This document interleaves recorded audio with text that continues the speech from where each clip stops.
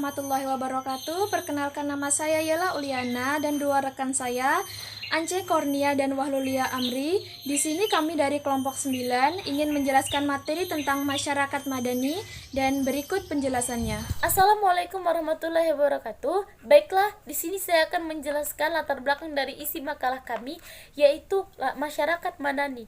Tentunya kita tahu bahwa mewujudkan masyarakat madani adalah membangun kota budaya, bukan sekedar merevitalisasikan adat dan tradisi masyarakat lokal.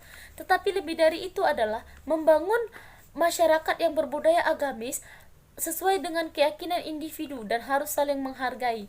Hal ini semakin marak seiring bergurunya proses reformasi di Indonesia dengan munculnya kaum reformis yang mengganti Orde Baru, yaitu dengan mempertahankan tatanan masyarakat yang berstatus quo menjadi tatanan masyarakat madani.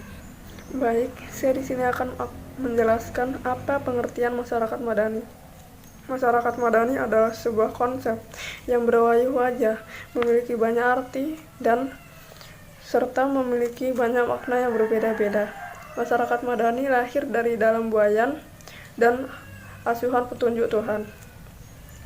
Menurut beberapa para ahli, salah satunya Dawam Raharjo, berpendapat bahwa masyarakat madani adalah proses penciptaan peradaban yang mengacu pada nilai-nilai kebijakan bersama. Menurutnya, masyarakat madani adalah warga negara yang membangun ikatan sosial, jaringan produktif, solidaritas kemanusiaan non-negara.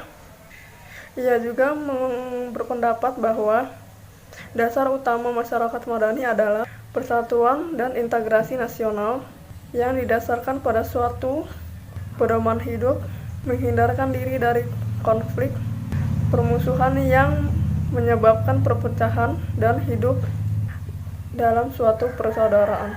Baik, di sini saya akan menjelaskan tentang sejarah masyarakat madani. Istilah civil society sudah ada sejak zaman sebelum Masehi.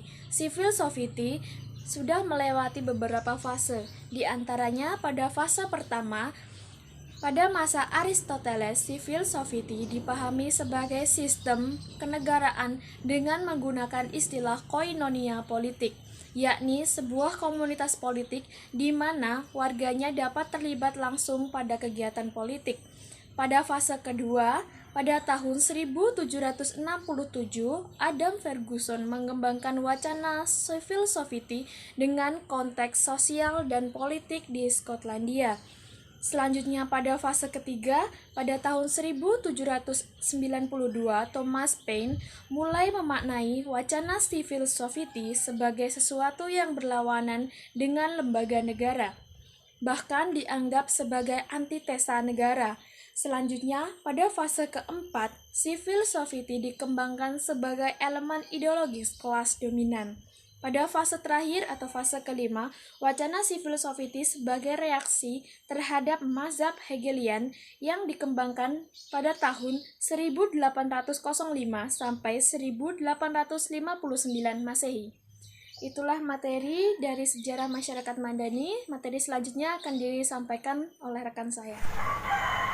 Baik, saya lanjut menjelaskan bagaimana bentuk karakteristik masyarakat madani. Karakteristik masyarakat madani menjelaskan bagaimana cara merealisasikan rencana masyarakat, yaitu 1. Free public space atau wilayah publik bebas adalah masyarakat memiliki banyak ruang untuk berpendapat, berorganisasi, memiliki agama, dan bersuku. 2. Demokrasi adalah tatanan sosial politik masyarakat madani. Mereka dapat menyuarakan pendapat dengan bebas dan aman. 3. Toleransi adalah sikap saling menghormati dan menghargai satu sama lain antar masyarakat. 4. Pluralisme adalah sikap mengakui dan menerima kenyataan di masyarakat dengan nilai positif. 5. Keadilan sosial atau social justice adalah keseimbangan dalam tatanan sosial di masyarakat, mencakup ekonomi, politik, dan pengetahuan. Masyarakat madani di Indonesia masyarakat madani di Indonesia sudah ada sebelum kemerdekaan Indonesia. Hal ini diwakili oleh kiprah beragam organisasi dan penggerak kemerdekaan seperti organisasi SI, Buddha, NU, dan Muhammadiyah. Dan perkembangan masyarakat madani semakin pesat pasca kemerdekaan dengan munculnya beberapa lembaga eksekutif, legislatif, dan yudikatif. Namun di balik hal itu, banyak hal yang menjadi kendala dalam mewujudkan masyarakat madani seperti kurangnya pemahaman politik, kurangnya sikap toleransi, dan kurangnya kesadaran individu. Namun, hal itu dapat diatasi dengan membangun berbagai macam seperti membangun integrasi nasional dan politik, membangun paradigma reformasi sistem politik dan demokrasi, dan membangun paradigma reformasi masyarakat madani.